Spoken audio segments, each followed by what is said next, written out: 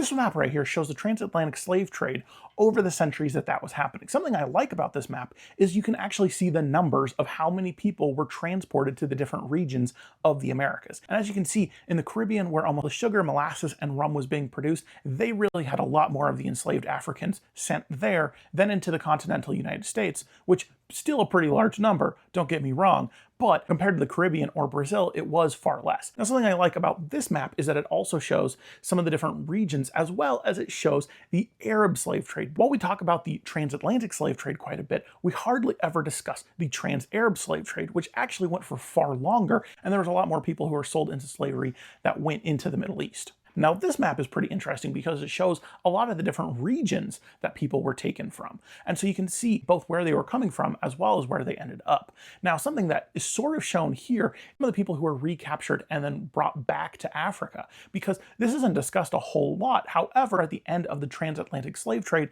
when it was illegal in most places, whether it was the United States or in Britain, the navies of the British and the Americans were doing quite a lot to try and end the slave trade and bring those people back to freedom in Africa.